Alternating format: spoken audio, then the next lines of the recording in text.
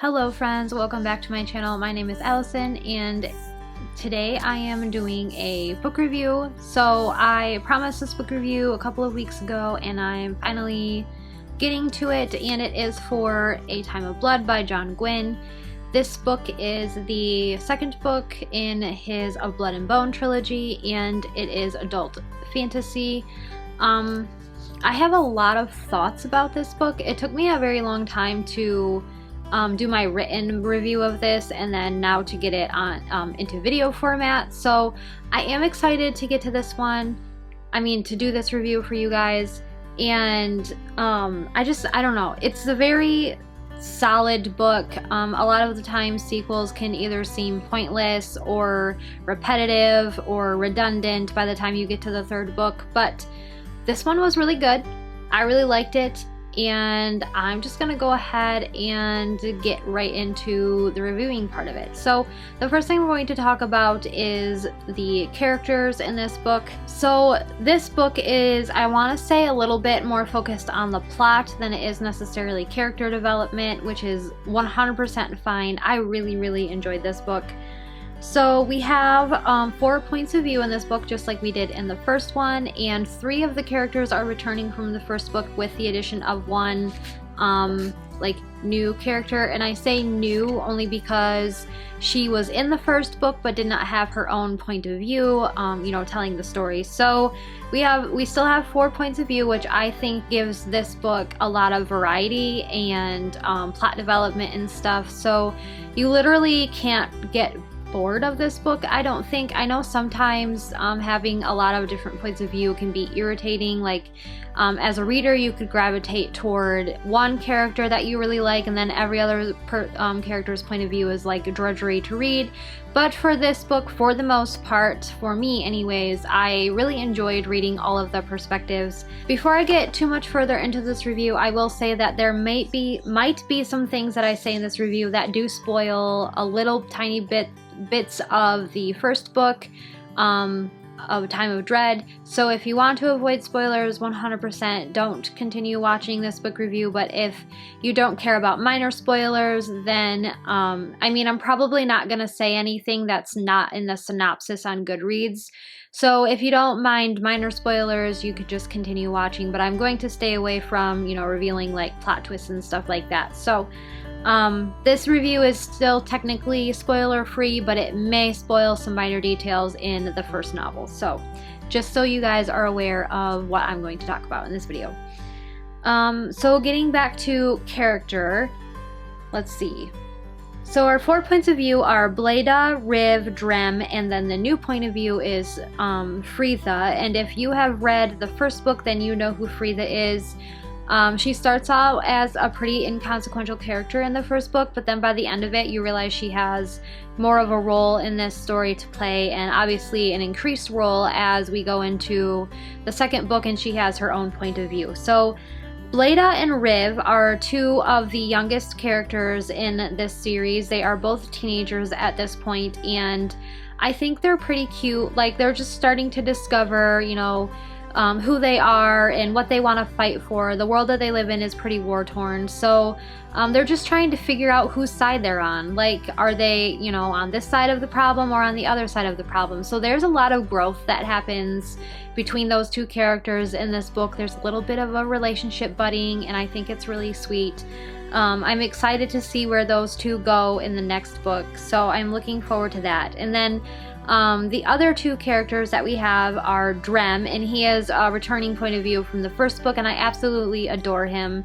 He is such a selfless character. I absolutely think he is a wonderful, he's very important to the plot, and I think his, humble, sacrificial personality is just great for this world where everyone's trying to, find and attain glory for themselves. He's just trying to do the next right thing that he can do. So I really appreciate Drem. And then our new point of view, or not a new character, but a new point of view, is Fritha. And I had a little bit of troubles with her point of view.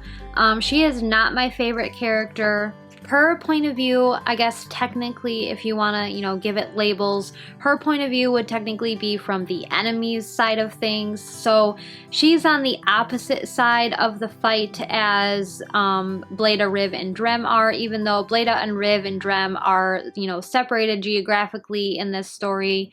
They're on one side of the fight in this series, and then Fritha is on the other side of this fight. So technically, if you want to label it, she would be, you know, on the bad guy's side. But again, like it was in the first book, there's not like a solid line dividing the two, you know, the two sides. It's very gray. I'm gonna set this down because it's really heavy. So the line isn't, you know, it's not a line you can't cross. It's a gray line. So there's, you know, a lot of you don't really know as the reader like who is the bad side and who is the good side, because each side has equally, you know, valid, you know, what's the word? Perceptions? I don't think that's quite the word. It starts with a P though. Perspectives. Each side has very valid perspectives on why they think they're in the right and the other side is in the wrong. So I don't know. I really didn't connect well with Fritha. She's got a little bit of a tragic past, which most of the characters in this book do have tragic past. So that's like nothing that makes her like an exceptional character in this world. But I feel like she's just so full of hate and anger that I had a very hard time connecting with her. And also I really didn't like, I mean, introducing a character like this in the second book after I've already met and fallen in love with all of the people on the quotation marks good side of the fight, made me kind of frustrated and irritated with her points of view, because I was getting, you know, the good guy's side of what was happening and the bad guy's side of what was happening, but the characters on the good side were not getting that perspective as well. So I knew what was happening on both sides, and that kind of gives me a little bit of anxiety as a reader. Like, no, it's like when you're watching like an action movie and like you as the viewer get to see what the bad guys are doing, but the good guys have no idea what the heck is going to happen, and they're basically walking to their deaths, and you're like sitting on your couch chewing your fingernails because you don't want your babies to get slaughtered. That was kind of like what was happening in this book. With Fritha's point of view, like just knowing what she was doing and what she was up to, and the other guys like having no clue what the heck she was even doing. So that was a little bit irritating for me, a little bit frustrating. I was getting kind of tired of that by the end of the book. I'm sure that's probably going to be the case in the third book as well, but I mean, it's not make or break for me. It was just something that bothered me while I was reading it, but it wasn't horrible. Like, it didn't make me not want to read the book. Like, sometimes you come across a point of view and you're like, can I just skip this point of view? Like, is there anything important in here that I need to know? But I didn't feel that way, because I am still kind of interested in her as a character and her character development. It was just kind of frustrating to know both sides, but for both sides not to know what was going on with each other. So I guess that was like my main issue with it. That's all I really got to say about character. I mean, they're pretty well developed by the time you get to this book. So there's not a ton of character development, but there is some, and what does happen is important and relevant to the plot. So I really like that. Moving on to world. So like I said, this is the second book in a trilogy. The world is basically pretty much developed at this point, and I mean, like, this series is even like a continuation of his first series. It's set in the same world but at a later time. So like, if you've read those, then you probably have a really good idea of the world already by this point. If you're like me and you haven't read the original series yet and you're kind of like, wait, why is this a thing? It might get explained in that older series. I just don't know because I haven't read it yet. So I will just say the world building is decent. I do wish the magic was explained a little better. I don't know if the magic is explained in the first trilogy, but it's not explained in the first series, but not explained in this trilogy. Maybe it is, maybe it isn't. I do plan to read those next after I finish A Time of Courage. I will be starting the Faithful and the Fallen series, so that's exciting. But I don't know. The world's well developed, but sometimes I feel like I'm missing something because I didn't read that previous series, but maybe I'm not really sure. But it is good. I do wish the magic was explained better, and the characters kind of hinted that it's like only trusted to like very specific people that have, you know, earned trust and whatnot in the world. So I guess that's kind of why magic really isn't explained, because not very many people actually can use it. So that's interesting. I think that's fascinating. It does have a map, which I really enjoy. I love, you know, following my characters around on the map as they travel and journey and, you know, go about their things they have to do. But yeah, that's really all I have to say about World. There's not a lot to say that I haven't already said in my review of A Time of Dread. So I don't know. It's well done. It's not poorly done or anything. I don't feel like not knowing a bunch about the world doesn't take away from the plot at all. So it's well done. I don't know too much about it, but it doesn't, you know, make reading the book hard, if that makes any sense. So moving on to plot and pacing.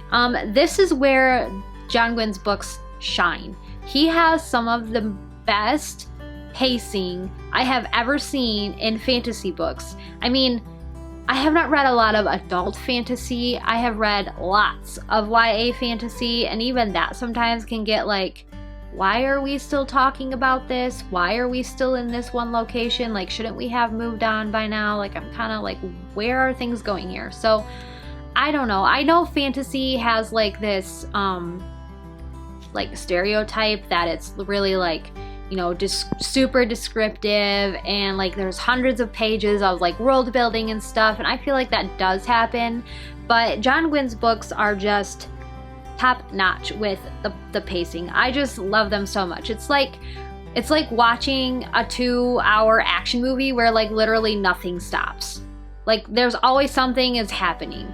I don't know, think like the Fast and the Furious movies and how absurdly ridiculous those have gotten. Like every 3 seconds there's a car getting blown up or something. So, you know, it's kind of like that. Like there's always something happening. There's never like a character will get to a place and they're like, oh, I can relax now. And then 3 seconds later, something's attacking them. Like there's no rest for the weary in this book. So, the plot, I will say the plot did feel like it was a little bit all over the place, but it wasn't in a bad way, and I honestly think it's just because of the 4 different points of view. So we've got 4 different points of view, and 2 of the characters, Bleda and Riv, are kind of in the same location geographically. So they are not always together, but they come into contact quite often, and they are, you know, aware of what each other is doing. But Drem and Fritha are in a different part of this world, so, and I mean, they don't really like come together very often because they're like technically enemies. I mean, the only time you see those 2 on the page at the same time is when they're fighting. So, but other than that, like, so you have like your main plot, and then you have like these 2 subplots with the 4 different points of view. I'm really appreciative that the points of view, like Bleda and Riv and Fritha and Drem are like in the same place, because it would be really confusing if there was 4 points of view and they were all in different areas geographically. Like that would be really confusing. There was a little bit of that going on in the first book, but it quickly resolved itself and it was fine. I would love to see Drem, Bleda, and Riv's point of views like converge at some point, because I think together they would make a pretty sweet team and they would probably kick some butt. So I would love to see that. I'm kind of hoping for it in the 3rd book. I don't know if I'll get it, but I really would like to see that. Again, the having the enemy's perspective was a little bit frustrating while I was reading, but it also did help progress the plot quite well. You know, I feel like it would have been more boring if I didn't know what Fritha was up to than, you know, knowing and being a little bit irritated by it, you know, having a little bit of reader anxiety, whatever. So I appreciate and am frustrated by her point of view at the same time, but I do realize it as like a plot device. It really did help keep the pacing going and, you know, the plot developing and stuff like that. So that was really good. Writing. Again, I don't have a lot to say about his writing. I mean, it's an action book with a solid plot. What more could you ask for? That's like the perfect thing ever to happen. So I really appreciated that. It's fast paced, but it doesn't lack detail and it doesn't go into too much detail. It's just really good. John Gwynne has really good writing. I don't know why more people are not reading his books, because they're freaking epic and he's an excellent writer. I love it so much. And now we're on to enjoyment, the last section that I have to talk about. This book gets a 5 out of 5 for enjoyment for me. Like, I really liked this book so much. I could not read it fast enough. I read it in like 3 or 4 days, which is pretty impressive considering, like, you know, I am an adult and I have like adult things to do. So there is that. The things I liked about it were the pacing. I really liked Drem and Riv's character development in this book. They're really starting to grow up and, you know, become, you know, adults and make the decisions that they have to make the best, you know, the best they can. I really appreciated that. I really loved the writing, and the plot twists were just like every like just plot twist, and you're going in not really a new direction but a more informed direction. So I really liked that. So I wouldn't say this book is like, you know, a roller coaster or anything. There is a lot of plot progression, but not a lot of like plot turnarounds. So I don't know, nothing's more frustrating than like your characters like on this journey and they're doing their thing, and then suddenly the plot twist happens and they're going back the other way, and I'm like, why are we doing this? I don't understand why we're not still moving the plot forward. And I don't mean they're going a different way as in like geographically, like they just turned around on the spot and started walking back the way they came from. I mean like going backwards on the plot. I don't know. I don't know if that makes sense, but that really irritates me. But that didn't happen in this book. We have, I wouldn't really call them plot twists, but more like plot progressions. Like you discover something as the, you know, as the characters discover it, and you're like, oh, that kind of changes things. Now I need to, you know, keep reading so I figure out what they're gonna do about this. That's the kind of plot twist I'm talking about. As far as dislikes, I didn't like knowing the enemy side of things. Again, it just kind of gave me some reader anxiety, but I'm gonna be okay. It's gonna be fine. I loved, hated, enjoyed, frustrated. Like sometimes I was like, what? Why is this happening? And then other times I was like, yay, they're winning. And then other times I was like, oh my gosh, someone's gonna die. It's gonna be really bad. And then nobody ended up dying. So anyways, this is just a great sequel. I mean, you can't ask for a better sequel, I don't think. I mean, maybe some people would ask for a better sequel. Some people might ask for a better sequel, but not me. A Time of Blood was an excellent sequel to A Time of Dread. I mean, A Time of Blood, like how could you expect anything less than like near-death experiences and like everyone's like, you know, on their deathbed at least once. That's gotta happen at least once. So I really enjoyed this. I am very excited to pick up book 3 and read that, even though it's huge and it's gonna break my heart, and it's gonna be okay, but it's gonna be rough to read.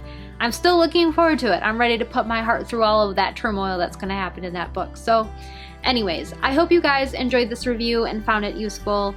If you have read A Time of Blood or A Time of Dread, I would love to know any of your thoughts you have on this series and John Gwynne as an author, and I don't know, his other series, or maybe the new book he just wrote a few months ago.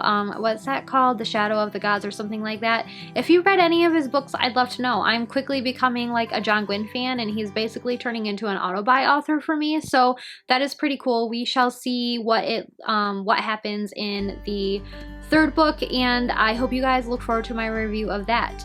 Anyways, thank you so much for hanging out with me today, and I hope I'll see you guys in another video. Bye!